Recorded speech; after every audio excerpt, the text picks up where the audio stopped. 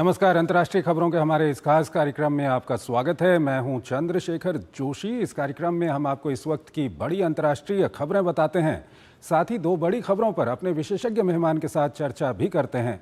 आज हम भारत और फ्रांस के मजबूत होते संबंध और रूस यूक्रेन युद्ध में ताज़ा अपडेट पर चर्चा करेंगे। लेकिन आइए सबसे पहले आपको दिखाते हैं इस वक्त की अंतर्राष्ट्रीय हेडलाइंस।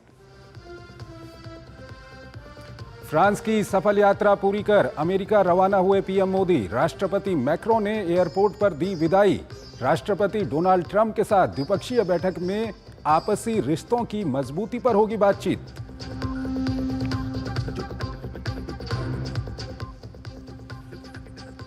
प्रधानमंत्री मोदी और राष्ट्रपति इमैनुअल मैक्रों के बीच द्विपक्षीय वार्ता। रक्षा, असैन्य, परमाणु ऊर्जा और अंतरिक्ष जैसे रणनीतिक क्षेत्रों में सहयोग की समीक्षा। मार्से में नए वाणिज्य दूतावास का उद्घाटन।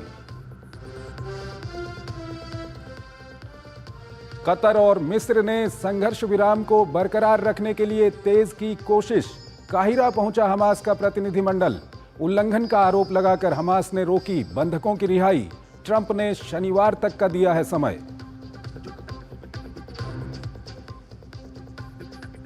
रूस के राष्ट्रपति ने सीरिया की अंतरिम सरकार के प्रमुख से की बात। बशर अल असद की सत्ता से बेदखली के बाद पहली बार हुई बात। सीरिया के साथ मिलकर काम करने की जताई इच्छा।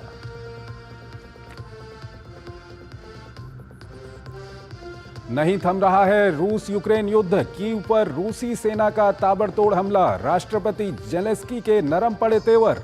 युद्ध रोकने के लिए कब्जे वाले क्षेत्रों की अदला बदली की पेशकश की। रूस ने किया खारिज।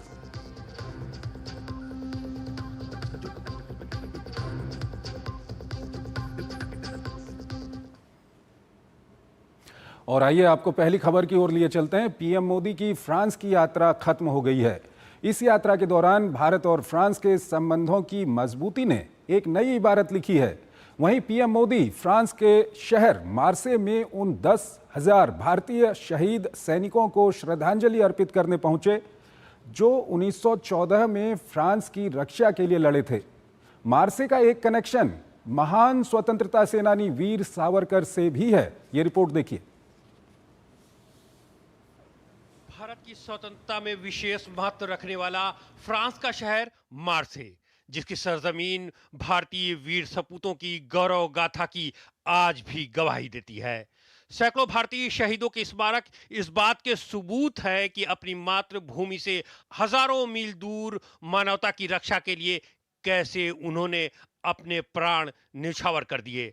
राष्ट्रपति इमैनुअल मैक्रों के अनुसार 1914 में फ्रांस की रक्षा के लिए 1 लाख से अधिक भारतीयों ने जान की परवाह किए बिना खुद को जंग में झोंक दिया था। इनमें से 10,000 सैनिक ऐसे थे जो कभी वतन वापस नहीं लौट सके। इन्हें वीर सपूतों को पीएम मोदी ने अपने मार्से दौरे के दौरान नमन किया। पीएम मोदी ने मजाग्रस वार सिमेट्री में शहीद भारतीय सैनिकों को श्रद्धांजलि अर्पित की। प्रधानमंत्री मोदी ने भारतीय शहीदों के स्मारक पर तिरंगे की थीम वाले पुष्प चक्र अर्पित किए। इस स्मारक में 205 भारतीय सैनिकों की अंत्येष्टि की गई थी और इसका अनावरण 1925 में field marshal sir William Birdwood ने किया था। इस मौके पर प्रधानमंत्री मोदी के साथ फ्रांस के राष्ट्रपति इमैनुअल मैक्रों ने भी शहीदों को श्रद्धांजलि अर्पित की। पीएम मोदी ने विजिटर बुक में संदेश में लिखा कि सभी बहादुर सैनिकों ने अपने कर्तव्य का पालन किया और अदम्य साहस के साथ लड़े। उन्होंने बेहतर और शांतिप्रिय विश्व के लिए अपने खून का कतरा बहा दिया। उनमें से कुछ नहीं लौटे, लेकिन उनकी वीरता को आने वाले समय में याद किया जाता रहेगा। उनकी बहादुरी कभी भुलाई नहीं जा सकती। भारत के लिए मार्से की एक और पहचान है, जहां महान स्वतंत्रता सेनानी वीर सावरकर की वीरता की कहानी दर्ज है। यहीं वीर सावरकर ने अंग्रेजों की गिरफ्त से भाग निकलने में सफल हुए थे। दरअसल उन्हें लंदन से गिरफ्तार कर जहाज से भारत लाया जा रहा था। मार्से पहुंचने पर उन्होंने जहाज से छलांग लगा दी। पुलिस गोलियां बरसाती रही। बिना डरे बिना रुके सावरकर शहर पहुंच गए। फ्रांसीसी अधिकारी से बताया कि वे राजनीतिक कैदी हैं। हालांकि उसने छल से उन्हें अंग्रेजों को सौंप दिया, लेकिन मार्से की धरती पर वीरता की ये कहानी हमेशा हमेशा के लिए अमर हो गई, जिसे आज पीएम मोदी ने फिर से याद किया है। हमारे साथ जुड़ रहे हैं ambassador SR Tayal, farmer senior diplomat हैं, विदेशी मामलों के जानकार हैं, उनसे हम बातचीत करेंगे। तायल साहब, अगर हम पीएम मोदी के फ्रांस दौरे की बात करें और मार्से में क्या भारत की आज़ादी का कनेक्शन है, कैसे वहाँ पर जो भारतीय सैनिक हैं वो वहाँ पर शहीद हुए थे, इस बारे में हम बात करेंगे। लेकिन पहला सवाल मैं आपसे ये जानना चाहता हूँ कि ये यात्रा कितनी महत्वपूर्ण थी। भारत और फ्रांस के बीच में संबंधों को अब एक और नई ऊंचाई मिली है, कैसे आप इसको एक्सप्लेन करेंगे? ये यात्रा बहुत ही महत्वपूर्ण है क्योंकि फ्रांस की जो विदेश नीति है वो एक इंडिपेंडेंट विदेश नीति है और हमेशा से उसने कभी किसी और देश का पूरी तरह से साथ नहीं दिया है कि दूसरे देश ने कुछ कहा और अगर अमेरिका ने कुछ कहा तो फ्रांस भी वही करेगा। हमें याद रखना चाहिए कि जैसे तारापुर में जब हैवी वाटर की आवश्यकता पड़ी थी, अमेरिका ने बैन लगा दिया था तो फ्रांस ने दिया। उसके बाद 1998 में जो परमाणु परीक्षण हमारे हुए, सारे पाश्चात्य जगत ने भारत का सैंक्शन लगाए, बायकॉट करने का प्रयत्न किया, पर फ्रांस ने कभी ऐसा नहीं किया। तो फ्रांस एक इंडिपेंडेंट विदेश नीति की महत्व समझता है। और जिस तरह हमने एआई समिट में भी देखा कि कहीं ना कहीं फ्रांस जो भारत का एक ध्येय है ग्लोबल साउथ को सपोर्ट करने का, उसका पक्ष रखने का, वो फ्रांस भी ये चाहता है और इसीलिए उन्होंने प्रधानमंत्री मोदी को अपना समिट में को चेयर बनाया।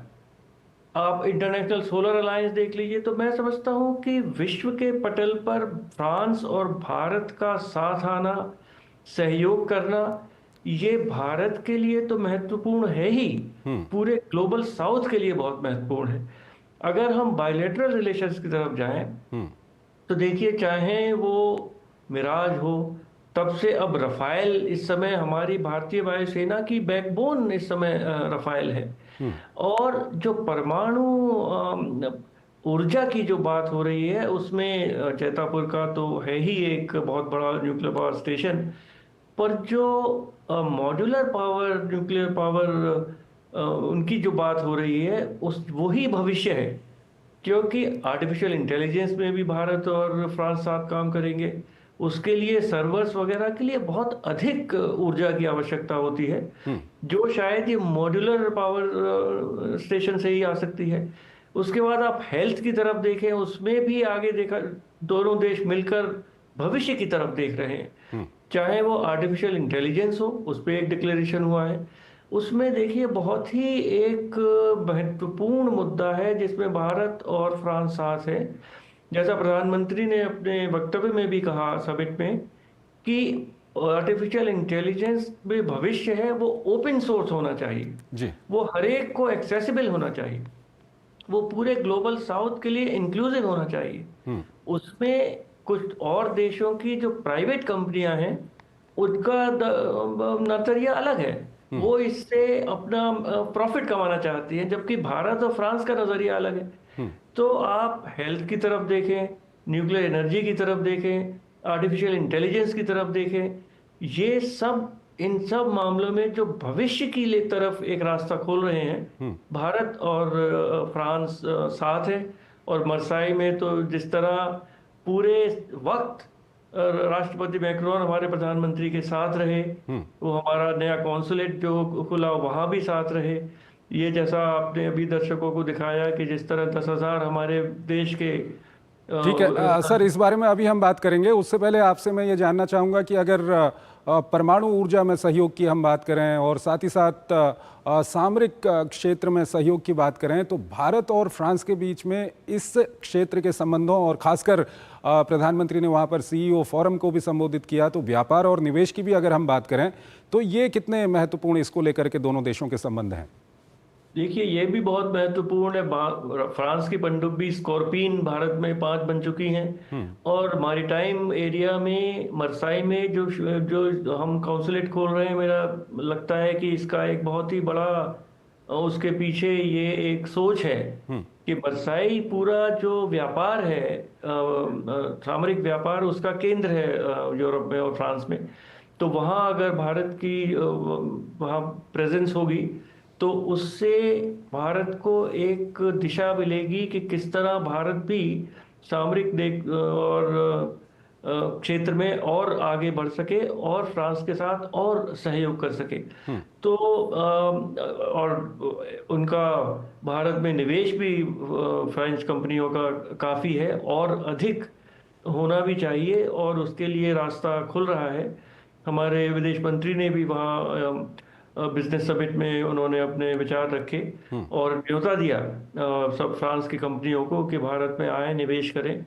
और जो भारत का, देखिए, जो भारत एक दिशा चाहता है, एक आत्मनिर्भर भारत की भी दिशा चाहता है कि फ्रांस कंपनी आए और भारत के साथ कोलैबोरेट करे, भारत की कंपनियों के साथ काम करें और भारत में भी बनाने का प्रयत्न करें। ये सोच मैं समझता हूँ कि फ्रांस इसको, जो भारत की जो दिशा है, जो एम्बिशन है, उसको समझेगा और भारत की कंपनियों के साथ, भारत के इंजीनियरों के साथ, भारत के वर्कर्स के साथ काम करेगा, जिससे फ्रांस की कंपनियों को भी फायदा हो और भारत को आत्मनिर्भर भारत की तरफ बढ़ने में एक सहयोग मिले। सर, अगर हम अंतर्राष्ट्रीय मंचों की बात करते हैं, चाहे भारत सिक्योरिटी काउंसिल में परमानेंट सीट की बात करता है या उसके अलावा कई तरह के जो अंतर्राष्ट्रीय मंचों के रिफॉर्म की बात करता है, उसमें भारत और फ्रांस की दोस्ती और फ्रांस का भारत के लिए साथ कितना महत्वपूर्ण है? फ्रांस ने हमेशा यूएन सिक्योरिटी काउंसिल का जो रिफॉर्म्स की बात हो रही है उसका समर्थन किया है, उसमें कि भारत उसका स्थायी सदस्य बने। पिछले 10 वर्ष और उससे अधिक से सबसे पहले शायद जो 5 वीटो विल्डिंग लोग मेंबर हैं यूएन सिक्योरिटी काउंसिल के, उसमें शायद फ्रांस पहला था और उसके बाद रशिया था जिन्होंने भारत का समर्थन किया परमानेंट मेंबरशिप का। इंटरनेशनल सोलर अलायंस है, देखिए, वो भी एक भविष्य की तरफ दिखाता है, आगे कैसे बढ़ा जाए, क्योंकि ऊर्जा की आवश्यकता पड़ेगी। इस तरह अब आर्टिफिशियल इंटेलिजेंस में भी किस तरह भारत और फ्रांस साथ मिलकर काम करेंगे।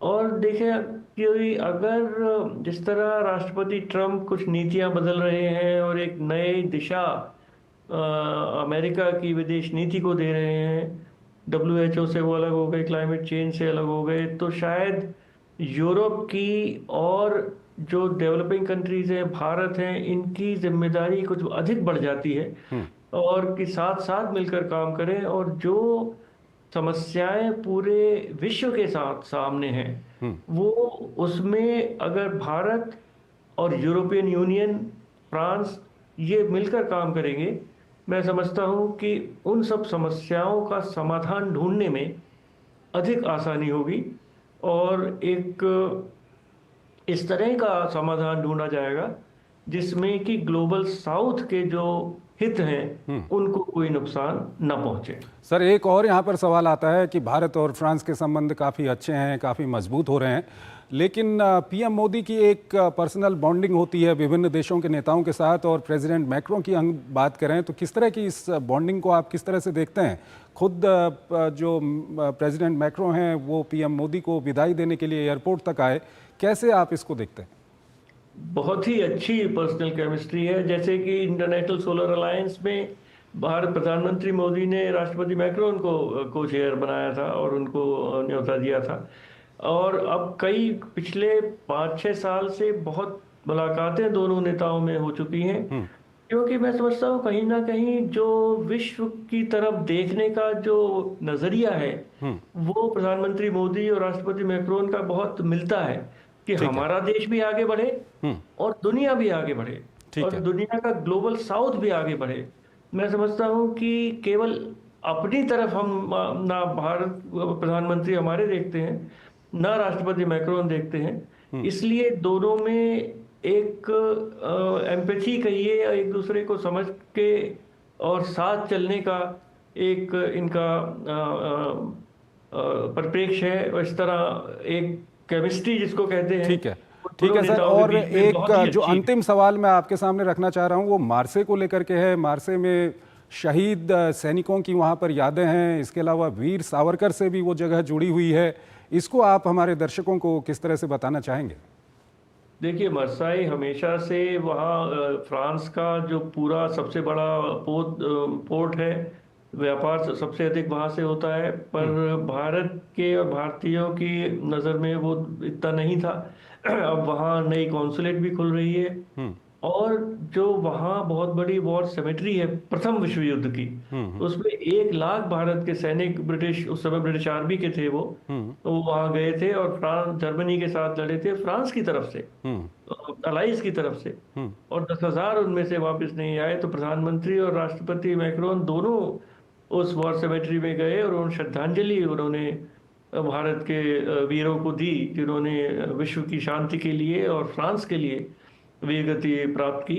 और वहाँ प्रधानमंत्री ने वीर सावरकर का जिक्र किया, क्योंकि अब वीर सावरकर एक फिल्म भी आई थी, उससे भी भारत के लोगों को सही सब पता चला कि किस तरह वीर सावरकर जब इंग्लैंड से डिपोर्ट किए जा रहे थे, Morea, HMS her majesty ship Morea उसका नाम था, और 8 जुलाई 1910 को वो जो पोर्ट होल होता है, जो खिड़की होती है शिप में, उससे कूद गए पानी में, और उनके ऊपर गोलियां भी चलाई गई, पर वो मार्साई सिटी पहुंच गए और उन्होंने एक पॉलिटिकल असाइलम की मांग की। मैं एक राजनीतिक कैदी हूँ, पर उस समय का फ्रांस अलग था बहुत, वो इंग्लैंड के साथ मिला हुआ था, तो उन्होंने उन्हें पकड़ के फिर उस अंग्रेजों को सौंप दिया। वो एक अलग चीज है, पर मार्साई सिटी वीर सावरकर की जीवनी से, उनका जो एक स्वतंत्रता के लिए वो जिस तरह से पूरी तरह से समर्पित थे, और ब्रिटिश राष्ट्र को उन्होंने हर तरह से उन्होंने उसको अपोज किया, भारत में भी रहते हुए, इंग्लैंड में भी, और इस तरह अपने एक साहस का भी बहुत ही बढ़िया एक उदाहरण है कि वो शिप पे और पानी में, समुद्र में कूद गए। और तो ये बहुत ही अच्छा, मैं समझता हूँ कि देशवासियों को याद रखना चाहिए, याद करना चाहिए। बिल्कुल। ताहिल साहब हमारे साथ बने रहिए आप। एक और महत्वपूर्ण अभी विषय है, उस पर हम आपसे बातचीत करेंगे, लेकिन हमको एक छोटा सा यहाँ पर एक छोटा सा ब्रेक लेना है।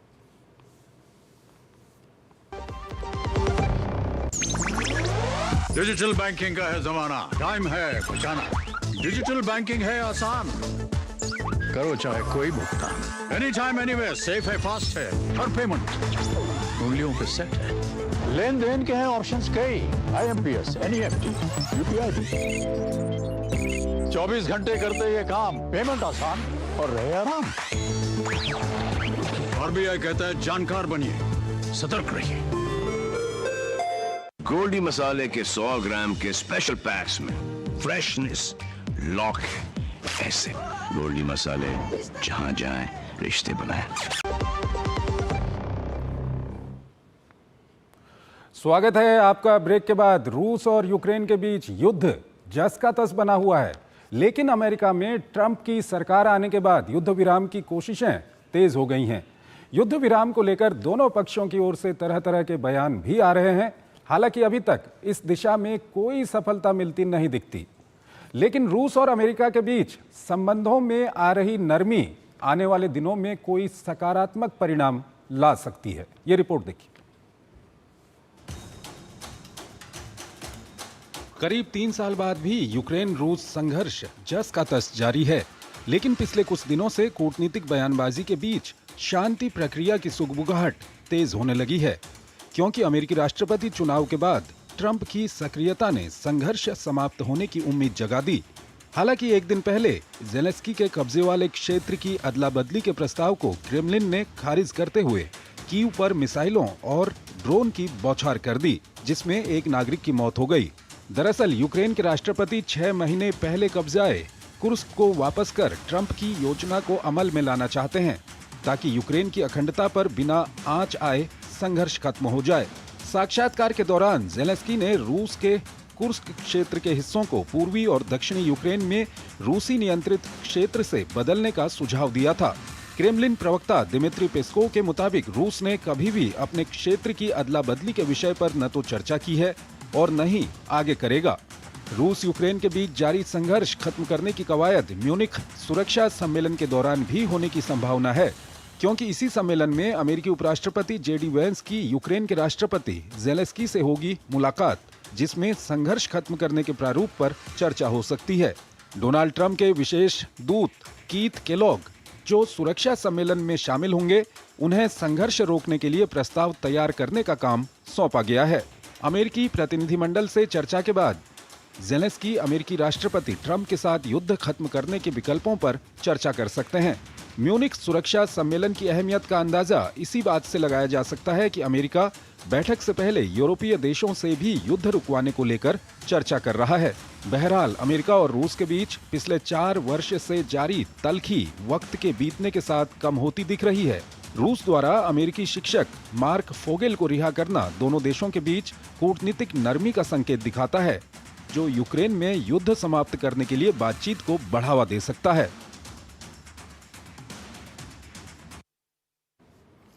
एम्बेसडर एसआर तायल हमारे साथ जुड़े हुए हैं, फॉर्मर सीनियर डिप्लोमेट हैं, विदेशी मामलों के जानकार हैं, उनसे हम बातचीत करेंगे। तायल साहब, अगर रूस यूक्रेन युद्ध की हम बात करें तो सभी के दिमाग में एक सवाल आता है कि ये युद्ध कब खत्म होगा।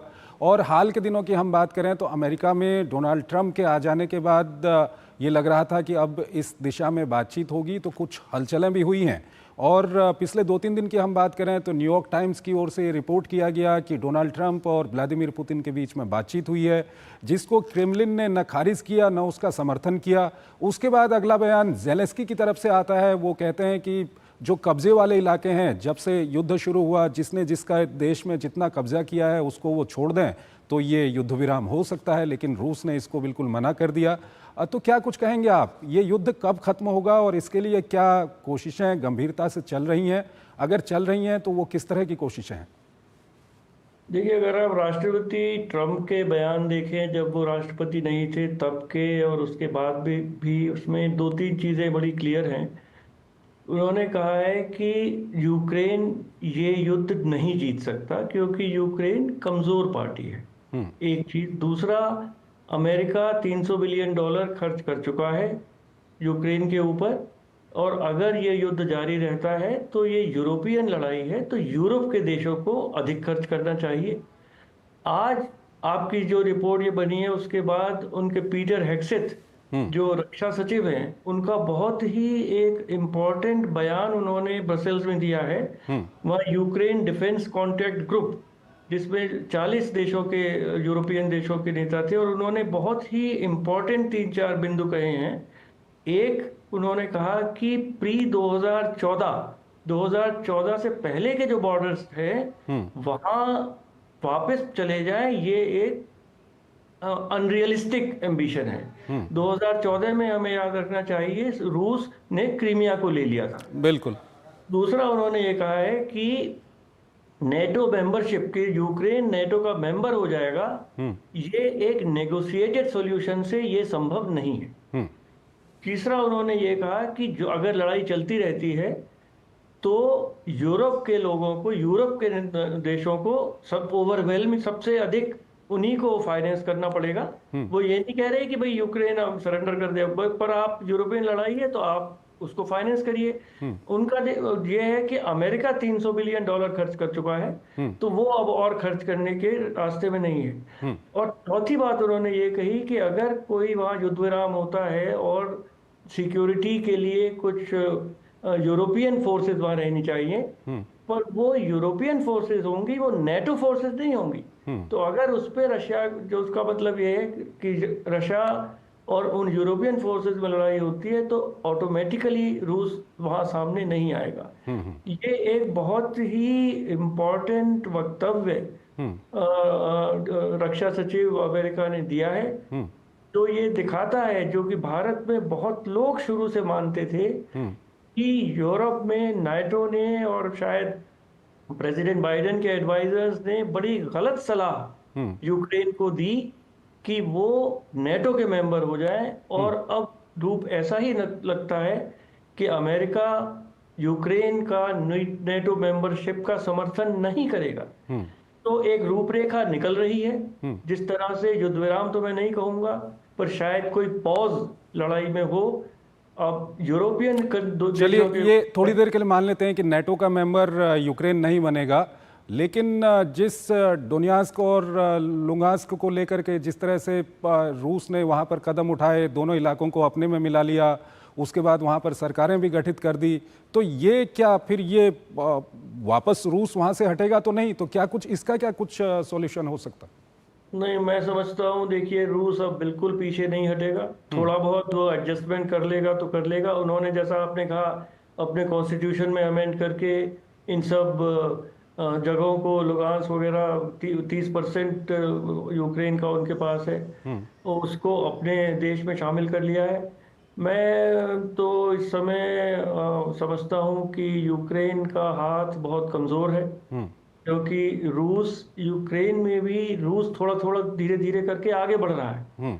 और अगर यूक्रेन में इस समय कैजुअलिटीज़ भी बहुत ज़्यादा हैं, और उनकी आर्मी, जैसे कि आर्मी में जो अगर लोग छोड़ के भाग जाते हैं तो उनके खिलाफ वो कार्रवाई नहीं करते, क्योंकि वहाँ एक वॉर फैटीग भी आने लगा है।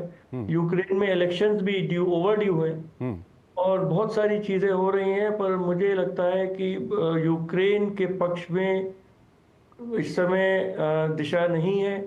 ना राष्ट्रपति ट्रम्प भी बहुत पूरी तरह से यूक्रेन को के समर्थन में है, और यूरोप के ऊपर है। अगर वो यूरोप पूरी तरह से समर्थन करता रहेगा तो देखिए, मर तो यूक्रेनियन ही रहे हैं। यूरोपियन तो, बाकी लोग तो हथियार दे सकते हैं, पैसा तो दे क्या सकते क्या ऐसा हो सकता है कि अभी जो स्थिति है वहाँ पर किसी तरह से युद्ध विराम वहाँ पर लागू हो जाए, और उसके बाद क्या कुछ होना है, किसकी सेना को कहाँ से हटना है, किसकी सेना को कहाँ जाना है, इस बारे में बातचीत शुरू हो? क्या ये हो सकता है?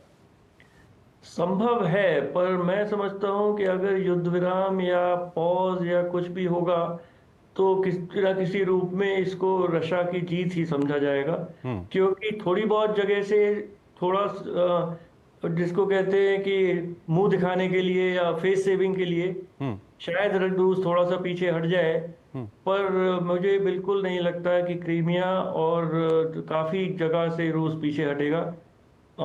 तो अब यूक्रेन को सोचना होगा कि ये, अगर उनका जो मेन बैकर था जिसने उनको इस युद्ध की तरफ झोंका, अमेरिका, अगर वो ही कन्नी काट रहा है या वो, तो फिर वो कैसे लड़ सकते हैं? ये तो यूक्रेन को ही सोचना होगा। इसमें एक ये भी कहा जाता है कि प्रेसिडेंट ट्रंप और प्रेसिडेंट पुतिन के बीच में अच्छी केमिस्ट्री है। ये कहा जाता है कि बैक चैनल दोनों के बीच में अच्छा कांटेक्ट है। ये कितना काम आ सकता है? ये बहुत काम आ सकता है, और इसी से कोई ना कोई रूप इस तरह का निकल सकता है जिससे कि थोड़ा सा फेस सेविंग यूक्रेन का भी हो जाए। कुछ कहा गया था कि ये जो एरिया है इसको परपेचुअल लीज यूक्रेन का ही रहे वो, पर वो परपेचुअल लीज पर दे दे रशिया को, तो जिससे कि डिफेक्टो वो रशिया के पास रहेगा, वो डिजोरे यूक्रेन के पास आ जाए। तो बहुत सारे रास्ते हैं जो कि कूटनीति से इस तरह का एक खाका खींचा जा सकता है, जिससे दोनों देशों के जो भी अब के लक्ष्य हैं वॉर के, वो लगे कि भाई उन्होंने पा लिए। पर इस समय मैं समझता हूँ कि यूक्रेन का हाथ इस में कुछ मुझे कमज़ोर नज़र आ रहा है। एक सवाल और आता है यहाँ पर कि अमेरिका में जब से डोनाल्ड ट्रंप वहाँ पर आए हैं, उनके एडमिनिस्ट्रेशन की ओर से कोशिशें हो रही हैं कि किसी तरह से बातचीत हो जाए, युद्ध विराम यहाँ पर लागू हो जाए, लेकिन यूरोप के देशों को लेकर के आप क्या कुछ कहेंगे? क्योंकि यूरोप के देशों का हम रुख देखें तो वो रुख कहीं इस तरह का नहीं लगता कि युद्ध विराम हो जाए, युद्ध खत्म हो जाए। वो रुख यही रहता है कि हम यूक्रेन के साथ हैं या यूक्रेन को वो प्रोत्साहित करते रहते हैं। इस तरह का रुख कब तक चलेगा और इसका कितना फर्क पड़ रहा है?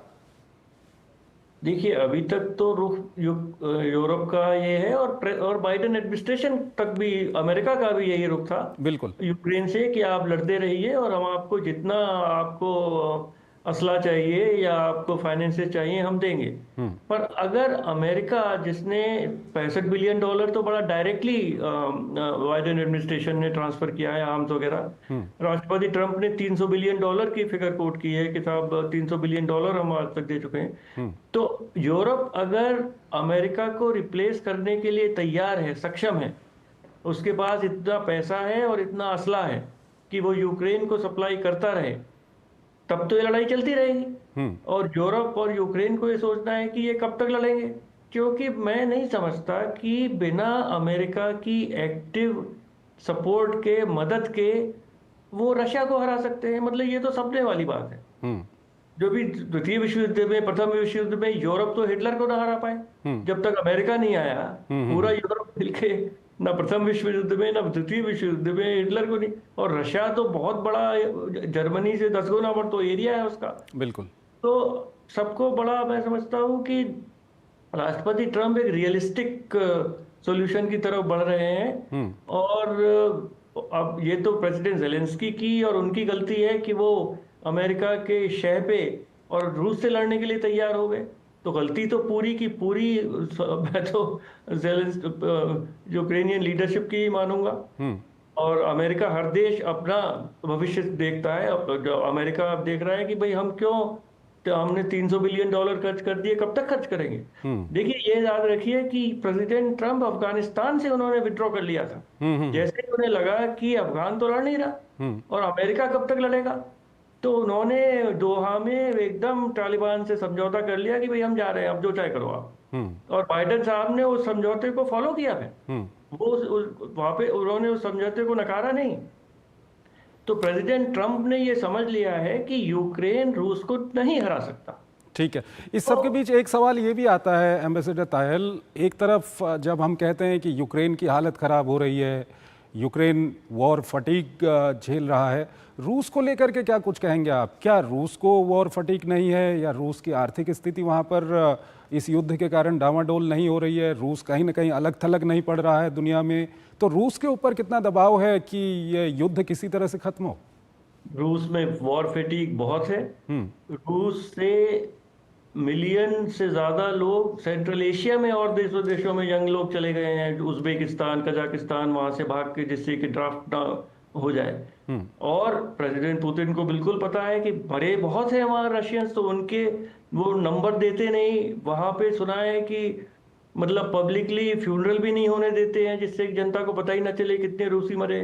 तो बिल्कुल आपका कहना सही है कि रूस के ऊपर भी दबाव है कि ये लड़ाई जल्दी खत्म हो। पर अब उन्होंने नॉर्थ कोरियन बुला लिए हैं। अब सब खबरें ये आ रही हैं कि साहब अगर रशियन कम हो रहे हैं तो नॉर्थ कोरियन वहाँ उनको ब्रिगेड्स आ गई हैं। 10-20 हज़ार भी कोई खबरें हैं कि 10-20 हज़ार आ गए हैं। और हालांकि खबरें ये भी आ रही हैं कि वो उनकी बहुत ज़्यादा वहाँ पर कैजुअलिटी हुई और इस तरह की खबरें, ये साउथ कोरिया की तरफ से इस तरह की खबरें आ रही हैं। अब ये नहीं जानते कि ये खबरें प्लांट कराई जा रही हैं या असल खबरें हैं, लेकिन इसमें ये कहना है कि वो उनको फ्रंट से हटा लिया गया।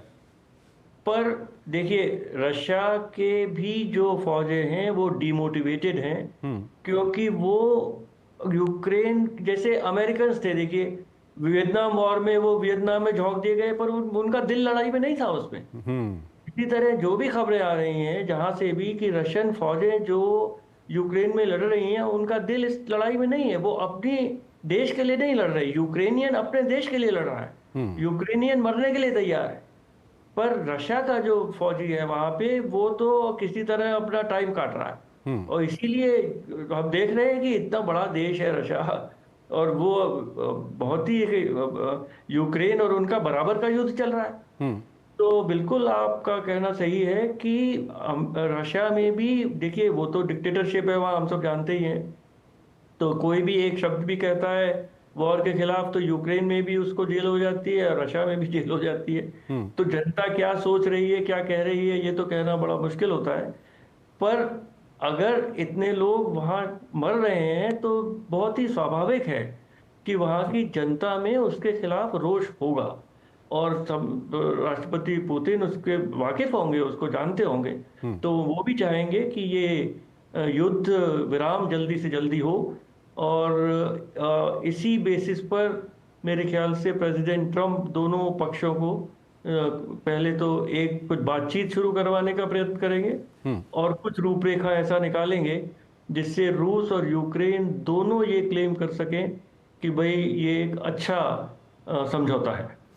एम्बेसडर तायल, एक म्यूनिक समिट होने वाली है कुछ दिनों में, और कहा जा रहा है कि वहाँ पर जो अमेरिका के उपराष्ट्रपति हैं, यूक्रेन के प्रेसिडेंट से उनकी मुलाकात होगी और इस मामले को लेकर के कई सारी वहाँ पर बातचीत हो सकती है। तो ये समिट कितनी महत्वपूर्ण है, और जो प्रेसिडेंट ट्रंप की ओर से अपनी टीम को लगाया गया है एक रोड मैप बनाने के लिए। आपको क्या लगता है कितने समय में अब ये सब कुछ सामने आ जाएगा, क्योंकि काफ़ी युद्ध को समय हो गया? रोड मैप तो ऐसा है कि ज़रूर उनके जो चीफ नेगोशिएटर है वो भी वहाँ पर हैं। आज डिफेंस सेक्रेटरी ने अपना एक बयान जो बहुत ही इम्पोर्टेंट दिया है, उपराष्ट्रपति वांस भी वहाँ म्यूनिक में। मैं समझता हूँ कि कुछ ना कुछ रूपरेखा या दोनों पक्ष कहाँ तक आगे बढ़ने के लिए तैयार हैं उसका एक अनुमान ये तीनों अमेरिकन लीडर्स, उपराष्ट्रपति वांस और रक्षा सचिव हेक्सेथ और उनके जो चीफ नेगोशिएटर हैं राष्ट्रपति ट्रंप के, वो लगाएंगे। और उसके बाद मैं समझता हूँ कि अपने सोच से कुछ रूपरेखा एक किसी समझौते की वो बनाएंगे और दोनों पक्षों को मैं ये तो नहीं समझता कि उसको एकदम पब्लिक कर दिया जाएगा, पर उसके बाद यूरोपियन देशों के ऊपर बहुत निर्भर करेगा कि वो राष्ट्रपति ट्रंप को नाराज करके जो भी रूपरेखा राष्ट्रपति ट्रंप रखते हैं उसको अस्वीकार कर देंगे और यूक्रेन के पीछे खड़े रहेंगे। वो है असली चीज, क्योंकि रूस में तो सब फैसला राष्ट्रपति पुतिन के पास है, उन्हें और किसी देश से कुछ चाहिए भी नहीं। नॉर्थ कोरिया ने फौजी भेज दिए हैं, बाकी कोई वहां पे पैसे की कमी नहीं है, तेल उनका बिक रहा है रशिया में। पर यूक्रेन बिना यूरोपियन यूनियन और नेटो की सपोर्ट के तो लड़ नहीं सकता, ना उनके पास असला है ना उनके पास पैसे हैं। ठीक है। और अगर अमेरिका कहता है कि भाई तो यूरोप ही उसको फुल्ली सपोर्ट करे, तो पूरी की पूरी जो आगे की रणनीति है वो अब यूरोप के मतलब नेटो भी मैं नहीं कहूँगा, क्योंकि अमेरिका नेटो में नहीं साथ चलेगा नेटो के, तो एक यूरोपियन देशों को साथ मिलकर डिसाइड करना पड़ेगा कि क्या वो इसके लिए सक्षम है और विलिंग है। मतलब कैपेसिटी भी होनी चाहिए और उनकी जनता का समर्थन भी होना चाहिए कि वो जो $65 बिलियन जैसे 2 साल में अभी अमेरिका ने दे दिए, क्या वो इस स्थिति में है कि यूक्रेन की इकोनॉमिक सपोर्ट भी करें, उसको पूरा असला भी फ्री दें। कुछ नहीं है कि यूक्रेन अभी पैसा नहीं दे सकता, रेयर्स हैं उनके पास हैं $1 ट्रिलियन के, पर वो समय लगेगा उसको एक्सप्लॉइट करने में। तो इसमें अब मैं समझता हूं कि 4 प्लेयर्स हैं, अमेरिका, रशिया, यूक्रेन और मैं नाटो नहीं कहना चाहूंगा क्योंकि शायद अमेरिका और नाटो में कुछ मतभेद है, यूरोप के देश। और ठीक है एम्बेसडर तायल, काफ़ी विस्तार से आपने इस विषय पर हमारे दर्शकों के सामने अपना विश्लेषण रखा। आपका बहुत बहुत शुक्रिया हमारे इस कार्यक्रम से जुड़ने के लिए। और यहाँ पर इस कार्यक्रम को हम यहीं पर ख़त्म करेंगे, लेकिन जाते जाते आपको छोड़ जाते हैं आज की कुछ और महत्वपूर्ण अंतर्राष्ट्रीय खबरों के साथ। आप हमारी पूरी टीम को इजाज़त दीजिए। नमस्कार। हमास द्वारा बंधकों की रिहाई में अड़ंगा लगाने के बीच इजराइल ने अपनी सेना के रिजर्व सैनिकों को बुला लिया है। अगर हमास शनिवार की समय सीमा तक बंधकों की रिहाई नहीं करता तो संघर्ष विराम के खत्म होने की आशंका जताई जा रही है। वहीं ट्रंप द्वारा बंधकों को रिहा करने की समय सीमा को लेकर हमास को दी गई धमकी को देखते हुए भी एक बार फिर गाजा में संघर्ष का खतरा मंडरा रहा है।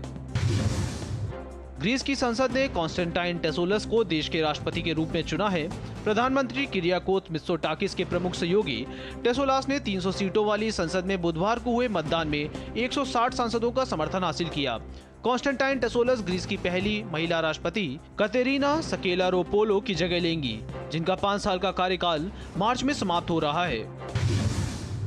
संयुक्त राष्ट्र में ईरान के प्रतिनिधि ने संयुक्त राष्ट्र सुरक्षा परिषद को लिखे एक पत्र में अमेरिका के राष्ट्रपति डोनाल्ड ट्रंप द्वारा बल प्रयोग की धमकी देने वाले बयान की निंदा की है और चेतावनी दी है कि आक्रामकता के गंभीर परिणाम होंगे। दरअसल ट्रंप ने कहा था कि ईरान को परमाणु हथियार विकसित करने से रोकना बमों के साथ या कागज के लिखे टुकड़ों के साथ हासिल किया जा सकता है।